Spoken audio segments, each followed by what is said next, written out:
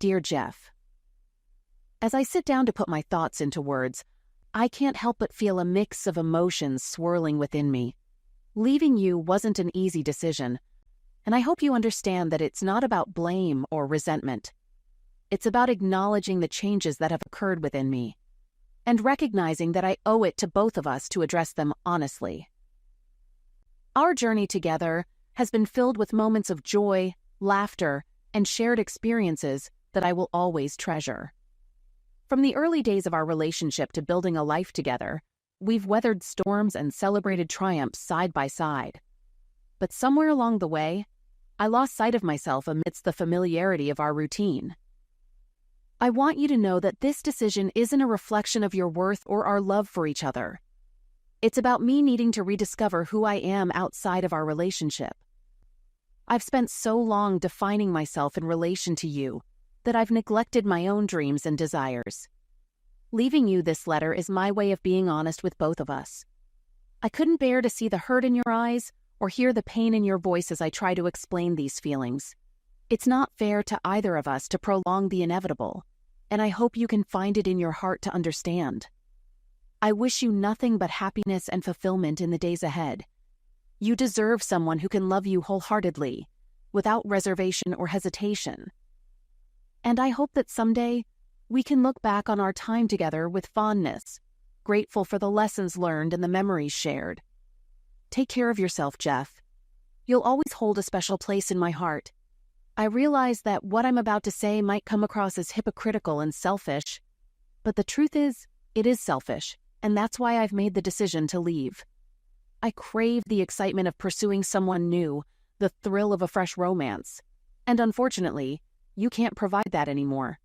When we were younger, you were irresistible, playing guitar with Buddy in the band, riding your Harley in that hot leather jacket, your blonde hair flowing in the wind as you swept me off my feet on the dance floor, whether it was at a rock and roll club or in a ballroom.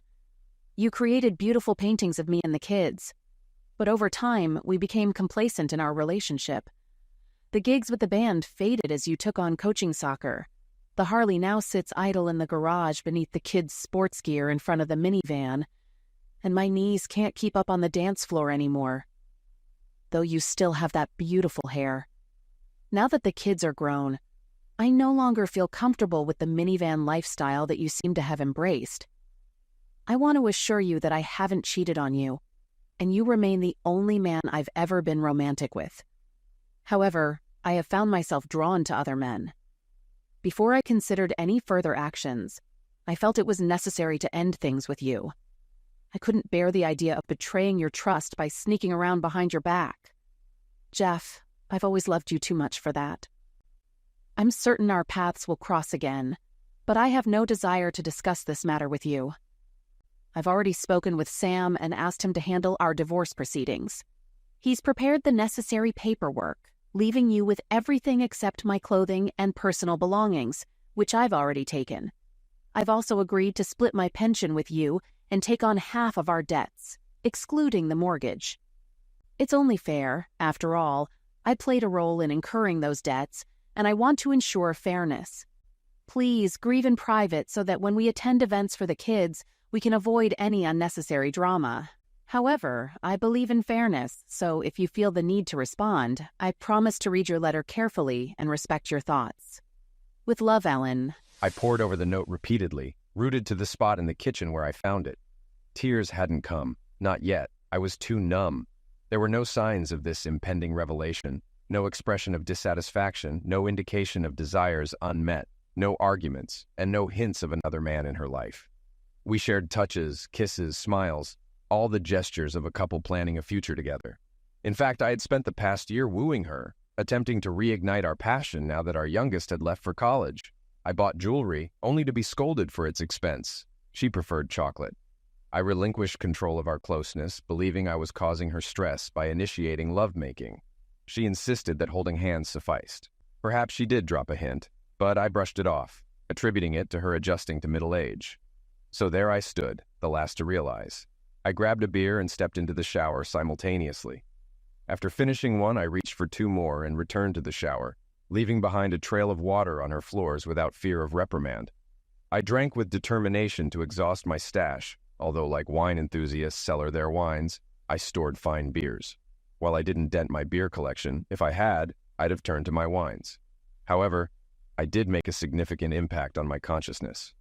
The next morning, I awoke with a throbbing headache, lying undressed on the basement floor after the shower. I stumbled upstairs, purged everything I'd consumed, crawled into bed, and wept. When I was 11, my grandmother passed away. During her wake and funeral, Grandpa took me aside and imparted wisdom.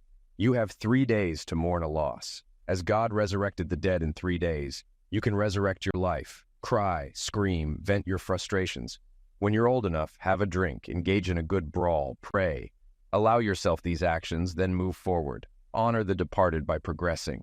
A man doesn't dwell on a past he's lost. He lives in the present he's shaping and the future he's moving toward. Grandpa's words resonated deeply. I viewed my wife's departure as the end of our marriage. I wept, drank to excess, battered sheetrock walls with my bleeding fists, and used furniture to release my anguish. I yelled, I kicked, I drank. I scarcely ate, justifying that beer consists of grain, yeast, and water, akin to bread, and wine is derived from fruit. There, my food groups condensed into 2 bottles. I was on summer break when she chose to leave, waiting until the day after the school year ended. It was a well-timed decision. But by the following Tuesday, I emerged from my mourning. The first thing I did was call my kids. Ellen had already informed them of her choice, and they had desperately tried to reach me. I was too intoxicated to pick up, but I reassured them I was all right. Then I set about tidying up the house and arranged for my favorite charity to collect a truckload of donations. I had no intention of holding on to the remnants of a failed marriage. I kept only the family heirloom furniture, boxing up photos and albums for the kids. Everything else was treated the same way, with the ridiculous knickknacks meeting their end in the trash. What did I care about Spanish pottery or brass cats from Portugal? Over the next couple of days, I made trips to Home Depot, stocking up on flooring, carpet, paint, and new sheetrock. My aim was to transform the house into my own space. The pink and coral walls and frilly curtains were a thing of the past. I also visited Sam's and completed the divorce paperwork. Since it was uncontested with only one lawyer involved, he said it would likely be finalized around the time school resumed. I sold the minivan and traded it in for a '76 Triumph Spitfire convertible, just as I had always dreamed. It was British racing green with beige leather upholstery and chromed wire wheels. After clearing out the garage of unused clutter, unpacking the Harley was a breeze. Yet, the most significant decision I made was reaching out to Buddy. That call altered my life as swiftly as my wife's departure letter had just days before. Within half an hour of sharing my news with him, Buddy and the gang were at my doorstep. Buddy had been my closest friend since 3rd grade. We formed our band together, played sports together, took the same classes, and even double-dated. He'd been my best man, and I was his. The collapse of my marriage was a profound blow to him, and he wouldn't allow me to navigate the upheaval of my domestic life alone. Our band had disbanded years ago due to life's demands, but our loyal supporters hadn't forgotten us. When I mentioned Buddy and the boys, it's more than just a handful of guys. We'd played at countless weddings, funerals, parties, and picnics, often offering our services at a discounted rate or for free because we cherished the community that followed us from gig to gig. Good deeds tend to breed more good deeds, and when news spread that I was overhauling my place to make it truly my own, the floodgates of generosity opened wide. Over the next fortnight, painters, carpenters, masons, plumbers, every imaginable tradesman pitched in to fix up much more than just my walls. Within a month, my house had undergone a complete transformation, both inside and out. There's something about a group of guys that attracts a crowd of girls. Their wives and girlfriends began dropping by Project Jeff's house to oversee the renovations, and soon they were bringing along their single friends for what we humorously dubbed Project Jeff's love life. No one was pushy in their matchmaking efforts. It was still too early for that. But it was evident that seeds were being planted, and before long I found myself out dancing and socializing 2 to 3 nights a week. Spontaneous barbecues and gatherings sprang up at my place, and I was never short of company, although I wasn't quite ready to dive into a new relationship before finalizing my divorce. Buddy floated the idea of resurrecting the band. In fact, he had already lined up gigs at clubs where we had old connections. Even before the fresh paint had dried on my walls, Buddy and Jeff made a triumphant return, headlining Friday nights at Jimmy's and commanding Saturdays at a cozy dance club downtown. He even booked us as a duo for Sunday afternoons at a popular seafood joint by the waterfront. It was as if we had never stopped playing together. We were all at similar stages in our lives, with our kids either grown or independent. We all looked pretty sharp and still had our own hair, well, except for Ronnie, our drummer. We hit the ground running. Our loyal fan base emerged from hibernation, eagerly paying their covers to pack the venues every single night. Whenever my sons had the chance, they'd drop by to lend a hand with the renovations, occasionally even joining in with the band. I ensured they understood not to disclose anything to their mom about me and to be truthful if she asked. They conveyed that Dad had been upset initially, but has since moved forward and is doing well. My daughter, living in Australia with her fiancé, received similar instructions. I trusted my kids implicitly to honor my wishes, and I knew they were being honest when they assured me that Ellen was kept in the dark about my well-being. To combat loneliness, I focused on cultivating healthy habits, revamping my diet, and ramping up my exercise regimen. I'd never let myself go out of shape, but now I attacked the pool with gusto and hit the road, whether running or biking, with renewed determination. Every evening before heading off to a gig, I'd hit the weights, alternating between leg days and upper body workouts. Within a month of Ellen's departure, I had rebuilt my home, my social circle, my daily schedule, my relationship with my children, and my physique. It seemed only fitting to respond to her letter. After all, she had initiated the conversation, hadn't she? Dear Ellen, thank you. You were right. Goodbye. Jeff. I sent the email to her. Short and to the point, it conveyed everything I needed it to. I didn't bother seeking out her new address, and truth be told, I didn't really want it. Rumors floated around about her, whispers of her involvement with a younger man who drove a flashy car and had a silver tongue. They'd been spotted together at shore clubs and beaches. Whenever someone tried to fill me in on her life, I politely declined to listen. But among our shared friends, these snippets pieced together a narrative of a whirlwind romance that spanned from September to June, or perhaps October to June, or even November to May. But none of it mattered to me. I genuinely wished her well. Grandpa's 3-day rule had guided me through, and I was content with the person I had become, too enamored with my present self to dwell on the past, us. The end of summer marked a melancholy reality for teachers like me, but August was ablaze with musical opportunities. This year was no different.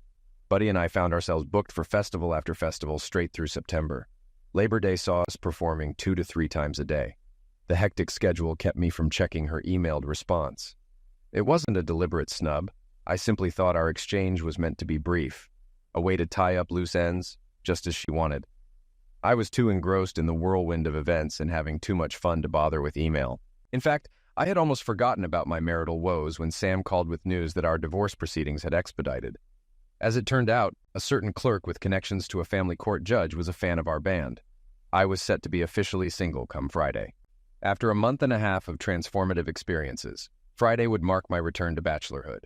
We were slated to perform at an arts festival and street fair in town, and suddenly all those scantily clad women with short skirts and plunging necklines were fair game. Cool. The street was packed when we hit the stage. We cranked up the amps to outdoor settings and unleashed our hard-driving blues style. We played covers, belted out originals, and jammed out impromptu tunes, getting the crowd fired up and dancing. It felt exhilarating. The guys had rummaged through our archives and unearthed our old masters from back in the day. We never got around to recording an album before life got in the way. But now we had enough material to fill a couple of makeshift albums. CDs were much easier to produce than vinyl, and we compiled a mix of old and new tracks that flew off the sales table. I was receiving looks from women of all ages, signaling that I was more than ready to end my dry spell. Amidst the chaos, I didn't notice Ellen attempting to sneak backstage, as I slung my guitar onto the back bar of my bike, which I had modified years ago for guitar transport. I missed her rushing toward me. I also missed the moment her face fell upon seeing another woman, Michelle, a busty blonde in her 30s, swinging her leg to sit behind me.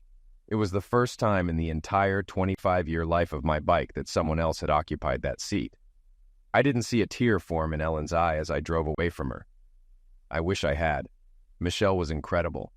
I won't delve into explicit details of our encounter or the intensity of our physical connection. You can find that in another story. Let's just say, I pursued her relentlessly throughout the night, rebounding like a teenager and reaching heights of satisfaction I hadn't experienced in ages.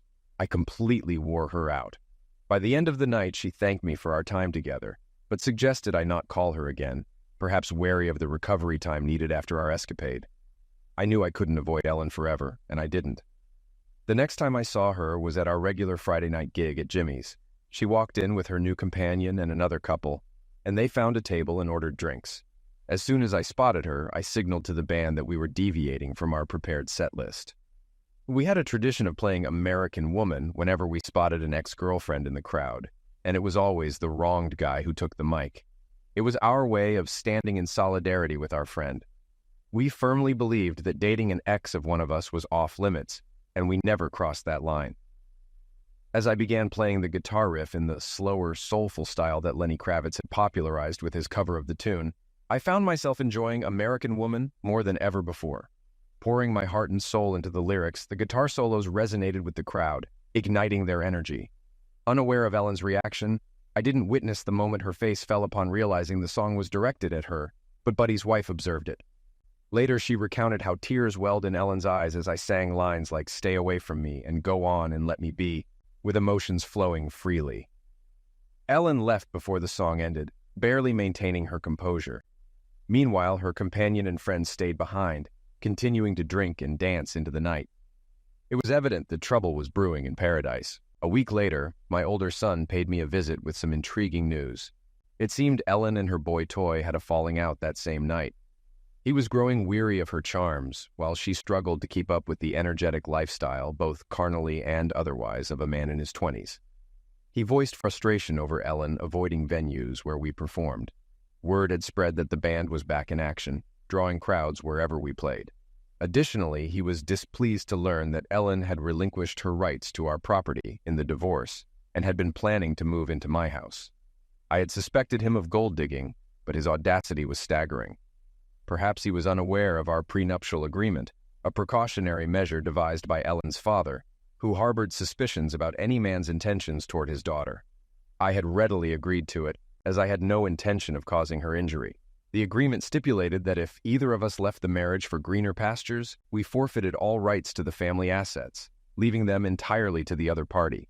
It was likely Ellen remembered this agreement, which might explain why she proposed such an amicable divorce settlement. After Boytoy sent her packing, Ellen spent the following night in tears, pouring her heart out to the kids over the phone. I sympathized with her plight, but I had already gone through my 3 days of mourning for my marriage and was now free to offer support without being emotionally entangled. However, the kids weren't pleased with my detached attitude. They still saw me as unattached and believed I should welcome their mom back into the family home, at least temporarily, to help her get back on her feet. But I disagreed. Taking her in would mean dealing with the inevitable mood swings that came with menopause, a challenge I had already experienced during our marriage. Adding to that her feelings of rejection by Boytoy, the humiliation of crawling back to me, and potential guilt over leaving me in the first place was not something I was eager to handle on a daily basis. I was enjoying my newfound simplicity and independence too much to disrupt it. As days turned into weeks, the kids toned down their insistence to a more reasonable request for assistance, and I obliged by allowing them access to the storage unit I had rented for our furniture and belongings, which were too valuable to discard, until Ellen found a small apartment of her own. I even lent them the band's truck to help with the move. With the new school year in full swing and a busy schedule for the band, I rarely crossed paths with Ellen.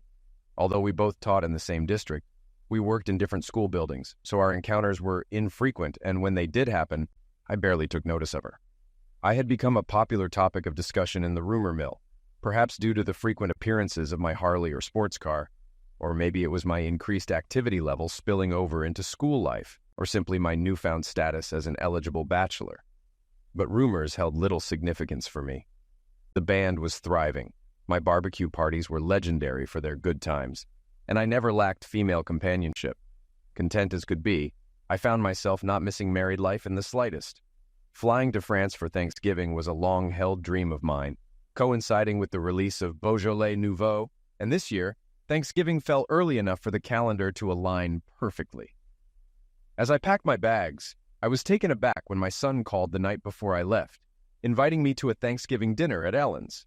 He seemed genuinely upset when I explained I already had plans, but he quickly pivoted to suggesting that we host a family Christmas instead. He and his girlfriend offered to handle the cooking, with the condition that I provide the venue. He mentioned that all three kids would be coming into town and expressed their desire for a special day to reminisce. I agreed to the Christmas gathering on the condition that Ellen understood she wasn't welcome to bring a date and that I would dedicate my attention to the kids.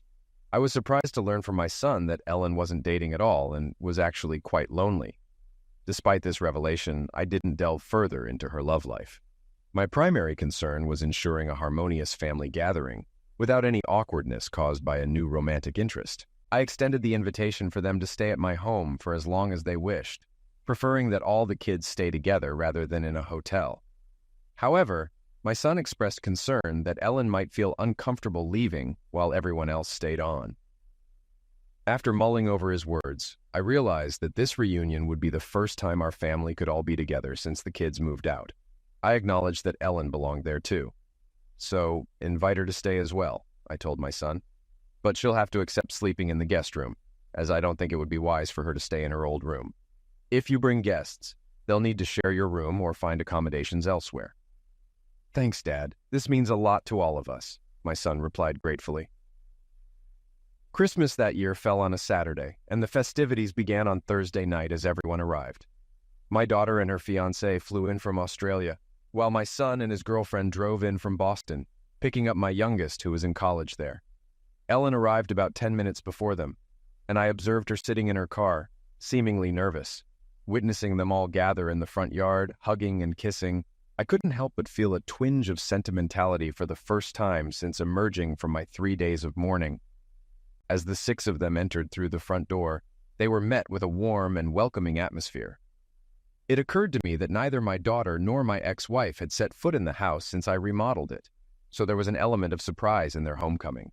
Yet, I had adorned the house with Christmas decorations, much in the same fashion as we had done for years. Candles, nutcrackers, and centerpieces adorned the space, albeit now on my new furniture.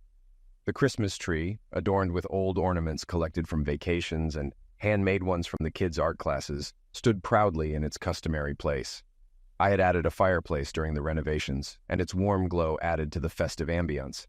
The aroma of pine, crackling fire, and mulled cider enveloped the room.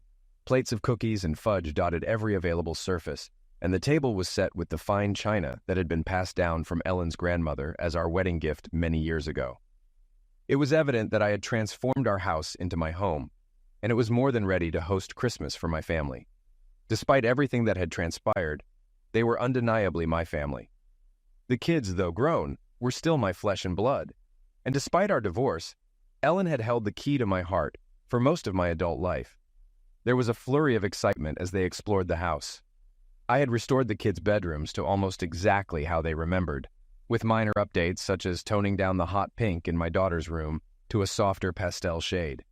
I had replaced their old single beds with comfortable queen sets, while preserving their childhood desk and dresser sets with new headboards to match. The spacious guest room had been converted into a studio, complete with a drafting table by the window for painting and ample space for musical instruments, amps, and recording gear. I'd also expanded one side of the ground floor, transforming a small library into a large room with a TV and pool table. The living room had been meticulously arranged around the new fireplace, now adorned with brand new Christmas stockings, one for each of us, including Ellen.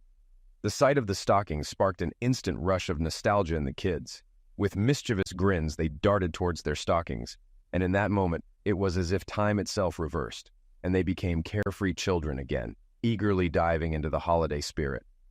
The older two, with a touch of maturity, retrieved their partner's stockings as well, each recounting cherished memories the stockings evoked. Our tradition had always been to lovingly fill the stockings with small, inexpensive gifts and treats before moving on to the main presents under the tree. Soon, the air was filled with the sound of laughter and the rustling of wrappers as they nibbled on cookies and chocolates, donned silly novelty socks, and reveled in the joy of Christmas morning. "Dad, your stocking is empty. We didn't know, so we didn't bring anything to stuff it," they exclaimed. Taking my stocking from the mantel, I peered inside. "No, my dear, you did fill it. You're all here reminiscing, laughing, and playing. You're filling it now with the essence of Christmas. You're filling it with love." With hugs and kisses exchanged, we wished each other Merry Christmas. Ellen lingered in our embrace a bit longer than expected, but it felt natural, and for a moment it was as if we were still one big happy family. As the kids realized there were probably presents under the tree, the excitement of childhood Christmases flooded back. Gifts were exchanged, the feast was enjoyed, and after the dishes were cleared, the guitars came out for our customary Christmas jam session. As the night grew late, we began to retire to our respective sleeping quarters. Ellen moved towards the hall closet to retrieve her coat. "Thank you for being so kind to me today. I really appreciate spending Christmas Day with you and the kids. I know I have myself to blame, but of all the things I gave up, I miss the family time the most. Well, the kids are all grown and on their own now. This gathering would be just as rare even if we were still together," I responded, acknowledging the bittersweet reality of our situation. "I understand, but I also miss the quality time we used to share as just the two of us. You know, the time when it was just us as a couple. I suppose I'm finally apologizing to you. I really messed up what could have been a great life for both of us. Don't be so hard on yourself. We always encouraged our kids to pursue their dreams, to find happiness. And you did just that. We still have fulfilling lives. They're just different now." She gave me a disbelieving look. "So you're telling me you don't value what we had? After today, you don't feel any nostalgia? Regret for what we've lost?" "Ellen, we had today, and it was wonderful. What exactly do you think we've lost?" "We lost each other. I lost you. And I'll never forgive myself for it. And it seems like you couldn't care less." Tears streamed down her face. I wrapped my arm around her, and she broke down completely. I had already shed my tears when she first arrived, but I felt a pang of sadness seeing her like this on Christmas Day. Once she calmed down, I reminded her of our college days when she had ended things with me. She had been worried that things were getting too serious too quickly, and needed time to decide if she truly wanted a lifelong commitment to one person. I recounted how hurt I had been when she left, but that I couldn't bear to be with someone who wasn't fully committed to me. I explained how I had given myself a mourning period after our marriage ended and had emerged ready to embrace life again. Today, she was a beautiful part of my life, and for that, I was grateful. I remained composed, which helped calm her tears. I asked her to spend the night, set up the studio bed, and provided her with one of my t-shirts and a robe. Returning upstairs after securing the house, I heard her crying, doubting she would sleep. Nonetheless, I slept soundly. The following day felt like an extension of Christmas, and Ellen was delighted when we urged her to stay the entire weekend. We avoided discussing our past while the kids were around, but I noticed familiar expressions from our marriage in Ellen's eyes. There were the "I love you so much" and "you're wonderful" smiles. I even responded to a few silent requests for hugs and kisses. We seemed to understand each other as we did when we were married. At meals, she poured her coffee and I added just the right amount of milk. I buttered my pancakes and she applied the perfect amount of maple syrup. We completed each other's sentences. However, we slept in separate rooms. After the children departed together, leaving my daughter to visit Boston with the boys and then head to Vermont for skiing, Ellen and I were alone in our jointly owned home. I tended to the fire while she opened a bottle of wine.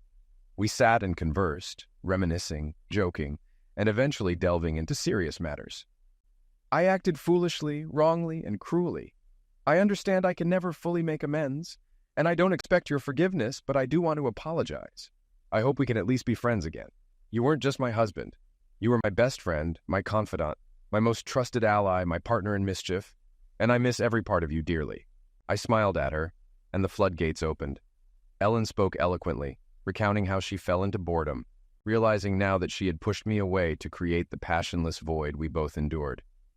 She described the excitement of meeting a flattering younger man and the temptation of a clandestine affair. She admitted to demonizing me to justify her actions, portraying me as the villain when she was the one behaving monstrously. Her narrative oscillated between the thrill of betrayal and anger that I didn't fight for her, that I seemed indifferent and allowed her to slip away. She confessed to feeling jealous of my life when I bounced back and resumed the lifestyle I enjoyed before we met, especially when she saw another woman riding on the back of my Harley. Her jealousy turned to rage as she witnessed me with different women, each offering something she perceived as superior to what she had given me. Her emotional state plummeted after the divorce was finalized, discovering that her younger lover had a pattern of dating married women until they were single, then discarding them. It seemed he enjoyed spending their husband's money ever since his father, a traditionalist who strongly disapproved of his son's affair-breaking habits, disowned him and cut him off from his trust funds. She struggled to find another prospect after the breakup. It appeared that the eligible men her age were either already taken or unwilling to commit to a woman who had cheated on her loyal first husband. While there were plenty of men willing to buy her drinks, dance with her, or spend the night, there were no lasting options. Younger men were content to date her. After all, she maintained her attractiveness and allure when she chose to engage. However, they weren't interested in a long-term relationship with someone going through menopause. Starting a family under those circumstances posed a challenge. I listened to her vent until she ran out of steam. I poured us both another glass of wine and handed hers to her with a smile. Well, from what you've told me, I suppose you made some pretty foolish choices. But you don't owe me anything. As I mentioned before, you pursued your desires, and I loved you enough to let you go. I wished I could have captured her expression at that moment. It was clear she hadn't anticipated my response being tied to my love for her. I forgave you almost immediately. How could I hold you in a marriage when you wanted out? I couldn't keep you confined or restricted. If I had forbidden something, you would have simply hidden it from me and proceeded anyway. Though your note may have seemed harsh initially, looking back, it streamlined things for us. We avoided property disputes and didn't have to worry about custody since our children were grown. I should thank you for that. So I'm no longer your husband, and it may take some time before you consider me a best friend or advisor. Trust is certainly an issue for me, but if you're willing to trust my advice, that label is yours to decide. Partners in crime might be a bit too romantic for where we are now, but how about we just call ourselves friends? Tears welled up in her eyes as she melted into my embrace. She decided to stay another night. But no, let's not go there. We slept separately. We simply had a lot to catch up on. It seemed we were comfortable sharing the parenting role again. The following day, she went home to prepare for a New Year's trip to join the kids in Boston. I had gigs lined up all week. It's a highly lucrative time for musicians. The added benefit was that my focus was on my music, and Ellen hardly crossed my mind. With the start of the new school term after New Year's, my schedule left little room to see Ellen. Our paths crossed next at an in-service conference in April. We ended up sitting beside each other and found ourselves sharing a table for lunch. We had a delightful conversation, centered around my daughter's upcoming marriage in Australia. It seemed we were reverting to our roles as friends. Towards the end of the lunch, she thanked me for treating her well, both that day and at Christmas. She expressed happiness that we could move forward as friends, and then asked me for a favor. She blushed, hesitated a bit, and finally stammered out a request to go for a ride on the Harley one Saturday. I responded eagerly, affirming that Sunday was forecasted to be warm and beautiful with no prior commitments. I suggested we take a ride up north, stop for a pleasant lunch, and relish some time in the fresh air. She was cheerful and animated. Memories of her on the bike with me when we were younger flooded back. Those days always ended with passionate moments inspired by hours of her holding on to me from behind as we rode, her hands exploring my chest and, well, you can imagine without further detail. She always joked about the next time we'd go for a ride with something powerful between her legs, and the motorcycle was nice too. I wasn't sure if I could resist her. And I was right. I couldn't. We rode up to the falls, and I felt her hands wander. We hiked to the top of the falls and followed the long trail through the woods back down to the bike. We stopped in a quaint little town and wandered the streets, browsing antique shops. It was the type of day I typically detested, but spending time with this woman, who I had always seen as beautiful in every way, made it enjoyable. Lunch was delightful. By dinner time, we had returned south and stopped at a charming seafood dock for dinner. With candlelight, delicious food, and the gentle lapping of waves at the dock, it was evident she was being treated to a special evening. I took her home, to my home, our home. I took her to bed, our bed, my bed. Yes, we made love this time. It seemed we were now sharing the role of lovers together. We continued seeing each other for dinner and a movie the following week, and yes, we made love again. We even had lunch together a couple of times. However, we never discussed where our relationship was heading. The idea of exclusivity didn't cross either of our minds. Our daughter's wedding was approaching rapidly. We had meticulously gone over all the details, and I had proudly covered all the expenses without complaint. The band had made good money playing at festivals. We had paid off the mortgage while still married, had minimal credit card debt, and I had a stable full-time job with a top-tier salary and no dependents to support. While I wasn't swimming in wealth, I was comfortable and had savings in the bank. The only detail we hadn't shared was our travel plans. We had each made separate arrangements, but we were both staying at the hotel where all the guests would gather. When we compared notes, we realized we were booked on the same flight. I invited her to meet me at my house and share the car I had hired to take us to the airport. On the day of the trip, Ellen arrived early. I had barely rinsed out the coffee pot and started the dishwasher with the breakfast dishes when the car pulled into the driveway. Our driver swiftly took us to JFK. After checking our bags curbside, we headed into the terminal together. Since there weren't many direct flights from JFK to Sydney that day, the check-in counter wasn't crowded, and we joined the line together. I stepped up after Ellen, and the counter attendant asked why I hadn't used the shorter line for first-class passengers. Although I had purchased a first-class ticket due to the long flight duration, I typically opted for cheaper fares and hadn't realized the benefits included express check-in. The ticket agent found it amusing and directed me to the first-class lounge. Ellen was waiting for me there, and we cleared security together before heading to the lounge. At the desk, I checked in, and the attendant didn't question Ellen's entry with a coach ticket, but offered to upgrade her to first class to sit next to me. Call me sentimental or whatever else you like, but something about flying halfway around the world with the mother of my daughter to attend her wedding in first-class seats that reclined into beds while she cramped in coach with no leg room just didn't sit right with me. When we boarded the plane by rows, I made her wait with me. Initially annoyed and worried about losing her seat to a standby passenger, she began to work up a fuss. I explained that I had checked her in when we arrived at the lounge, diffusing her irritation. Of course, any remaining annoyance vanished completely when she was seated beside me in first class, and I presented the mother of the bride rationale. Her mood shifted to a degree that had me briefly entertaining thoughts of joining the Mile High Club. But don't be absurd, dear reader. Public displays of affection aren't my style, especially not in the confines of an airplane lavatory. We landed in Sydney, and the week was pure magic.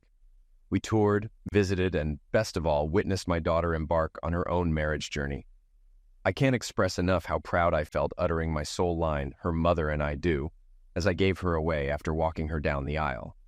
At the reception, I escorted Ellen and savored the customary dances. Among the evening's highlights was when her brothers and I joined the band for a spirited rendition of All American Girl, our musical tribute to our little girl.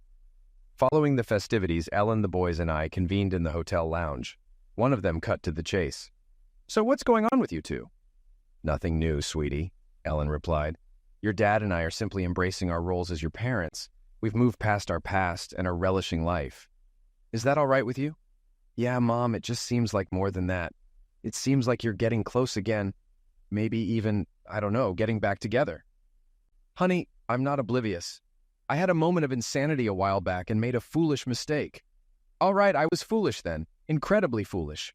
I own up to that, and I accept the consequences. Your dad and I have discussed it, and what he said is true.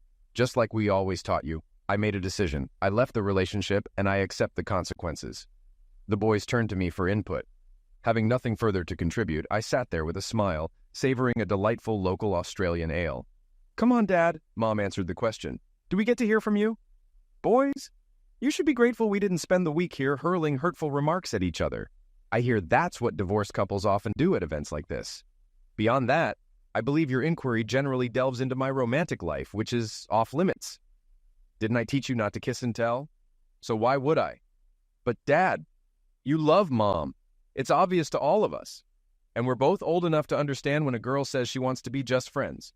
So without giving me nightmares and unpleasant mental images of your love life, just tell us, are you and Mom more than just friends? Son, given our history, if we're friendly, it will always surpass mere friendship. She's the love of my life, the mother of my children, and the greatest friend I've ever had. It's one of those things humans can't simply switch on or off. Beyond that, I can't provide an answer, because that part of our life story has yet to be written. We chatted a bit longer before retiring to our respective rooms. Just as I had slipped into my pajamas, there was a knock on the door. It was Ellen. I welcomed her in, and we climbed into bed. She expressed gratitude for the first-class upgrade, and before I could catch my breath, she began thanking me for the wonderful week we'd had. She thanked me for approaching my daughter's wedding as a team, and for what I had told the boys in the lounge. Exhausted from the onslaught of gratitude, I could barely keep up. She stayed for breakfast, which I ordered from room service. The journey home felt like a dream. Upon arriving at my house before she left, Ellen gave me a deep kiss. "I want you to know that I'm here for you, whatever you want, whenever you want." Somewhere along the line, I forgot why I loved you. Somewhere in the routine of being an adult, I forgot how much I loved you. Leaving you was the biggest mistake I could have made. I threw away the most precious thing I could ever have. Hurting you will always be the biggest regret of my life, and I wish I could turn back the clock. Whatever you need, whenever you need it, just let me know. Need a tennis partner? Call me. Need a roadie? Groupie? Backup singer? I'm your girl. Need a lover? I'm your woman. Whether it's having lovemaking, abusing me, or making love to me, I'm there. Need a meal cooked? I'll do it. I'll clean, fold your laundry, do the dishes and windows. I'll never ask or expect exclusivity. I know I gave that up. But if you ever ask, the answer is yes. Friend, girlfriend, mistress, lover, wife, just ask. Thank you for being you. You're wonderful, and if you ever decide to settle down with someone else, count on me to let her know what she has, and that she better make you happy, or I'll be waiting. That's really sweet of you, Ellen. I've been so happy that we've been able to reconnect.